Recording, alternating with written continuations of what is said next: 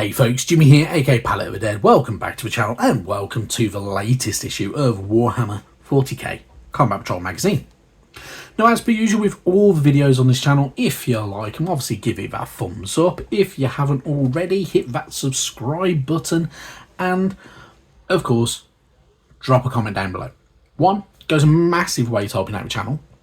And two, I really do love hearing back from you guys. It really does make my day, reading your comments and replying to them, even though sometimes I'm really slow at replying, get around to replies and everything like that. I really do enjoy it. It's really good fun. I love finding out what you guys are up to, how far you've got through the magazine, if you've only just started, if you live in like Australia and places like that. You're very much for beginning of the journey. If you're obviously here in the UK, you're pretty much at the end, like towards the end, like what I am, or if you're halfway in between. I also love reading what you guys are painting up. So if you are painting up any of these good old patrols in different colour schemes, what colour scheme you're going for, I'd love to hear back from you guys. And if you have any tips and tricks and everything like that you might want to share, then obviously feel free to in the comments down below. At the end of the day, the channel is a community and not just me, well, hopefully not just me, talking into the void. Anyway, this week we are on issue 84 of Good Old Combat Patrol magazine. It is part 2 of our of our World Eaters Jakhals. So these are your kind of berserker, half running, mad, semi-clad, Mad Max wannabe chappies. So yeah, that's the best way I can describe them. They want to be Bane or Mad Max, really, don't they, with all them face masks. But yeah, they like carrying swords, they like carrying axes, they are a bit choppy, a little bit stabby and everything like that, and all that stuff in between, because that's their nature. So obviously this is one sprue of 2 sprues. We also have all the bases for these chappies now, so you can get building with all of these and have them all ready, and kind of yeah, you get to have a bit of fun with them, which is always exactly what we really want with these magazines. And yeah, it's pretty cool. So obviously the build guide was in last week, so you want to dig out last week's issue to get on with building these fellas up. Going inside of the issue, obviously we are going to be painting up now, so we have our paint guide. It's relatively straightforward. A lot of the techniques you've already learnt over time, so all the base coat techniques and everything like that has done very well. Yeah, I can't knock it. It's so straightforward at the same time, but there's a lot of technicality to it. So obviously if you've been painting along with the magazine, pretty much every trick that this issue is going to tell you, and every kind of way that you can do it, has already been gone through. So you've already learnt it if you're up to date with the magazine. If you're not up to date with the magazine, obviously you are going to find more ways to do it. If you're an old hand at painting like myself, then you're pretty much going to know most of this anyway. But there are the occasional little bit that can just surprise you and can be like, oh, okay, I get how to do that now, which is always really cool, to kind of learn and expand your knowledge and get new little tricks and little ways of doing things. Anyway, carrying on with all of that, when you get your work in progress and you're about halfway through, you should be having something that looks like that, which, you know, very tabletop ready. Obviously it still needs a lot of work, but that's where you obviously all your shades are going to come into play with it. So your shades are going to do it absolutely brilliantly, and then kind of adding up your highlights and your relayering and everything like that is going to do you absolutely fantastic. And then there's going to be little tips and tricks, like if you're doing any of the liquid in the kind of bottles on the back, essentially on the tanks, that little way of doing a reflection is really good. It's actually a really good way of doing it. If you want to add a little tiny bit of extra sheen to those tanks as well, then in all honesty, get yourself a gloss varnish. So like Ard Coat, I think, is one of them, and stuff like that that GW do. Utilize that over it. It's very handy. it will do exactly what you need it to do, and it has that tiny bit of sheen that painting unless you're an expert painter, it's very hard to replicate. So that does very well, but a little bit of gloss varnish makes it just pop a little tiny bit further. Obviously make sure you've got a very good gloss varnish, because some of them could go a bit cloudy, but otherwise absolutely brilliant. If you are going to be varnishing as well, just to be a little bit more on point with it, and a bit more kind of precise, one, don't let it go too far up that ferrule of your paintbrush, because it will ruin brushes, because varnishes are quite thick and gloopy and everything like that. And two, make sure you clean your brush very well, because if it goes solid on them bristles, it's not very easy to kind of break and get loose again. So, and it can be a bit of a brush ruiner at times. However, though, if you are following, you know, basic cleaning kind of patterns and everything like that with your brushes, you shouldn't really have a problem, in all honesty. Right, when you're done and you've got all your minis complete, you're going to have something that looks like that if you're following the guide to the letter.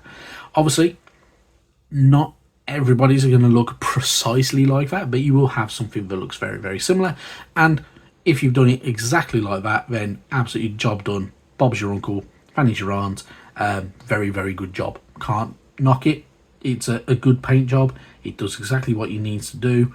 So yeah, it's not too bad. Anywho, ramble over. We move on. So we have more fiction in this week's issue. This gives us a part 21 of Bonds of Honor for our Silver Templars, which is the good old kind of reintroduction to a certain Space Marine chapter that the magazine's kind of building through and everything like that, which is pretty cool. I must admit, I'm still not up to date with the fiction in this magazine's run. I might get there one day, but in all honesty, I'm reading the Legend of Sigmar book at the moment, so that's taking priority over reading a lot of the other stuff.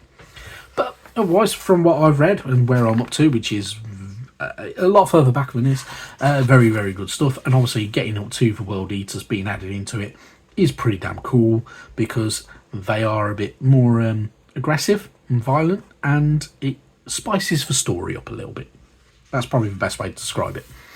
But yeah, otherwise really good stuff, and eventually I will